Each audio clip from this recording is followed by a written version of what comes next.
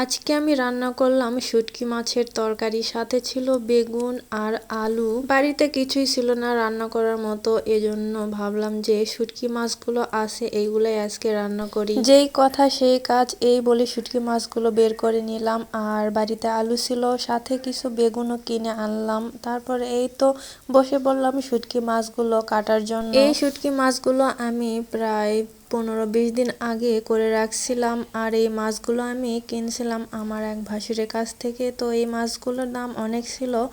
তো যাই হোক, তারপরে এই তো বেগুনগুলো আমি কাটতেছি একটার পর একটা। বেগুনগুলো খুব ভালোই ছিল, একদম টাটকা গাছ থেকে উঠিয়ে এনে আমাকে দিছে। আর বাসায় আলু ছিল, সেই আলুগুলোর গাছ বের হয়ে গেছে, আমি তো দেখতেই পাইনি। তো তারপর কি আর করার। তারপরে এই তো এই আলুটার খোসাগুলো ছাড়িয়ে এখন সুন্দর করে কেটে নিব তরকারিতে দেওয়ার জন্য। যে কোনো তরকারি রান্না করি না কেন, সাথে আলুটা আমার থাকবে, কারণ আলুটা আমি খেতে খুব ভালোবাসি। আর আলু তো প্রধান শাকসবজির মধ্যে, কারণ সব তরকারিতেই এই আলুটা থাকবেই। তারপর এখন সব তরকারিগুলো ধুয়ে নেওয়ার পালা। আগে আমি শুটকি মাছগুলো সুন্দর করে ধুয়ে নিতেছি। আসলে অনেক দিন হয়ে গেলে শুটকি মাছগুলো গরম পানি দিয়ে ধুতে হয়, তো আমার ট্যাপের পানি এখন প্রচন্ড গরম হয়ে আছে, আর সেজন্য আমাকে নতুন করে পানি আর গরম করতে হলো না।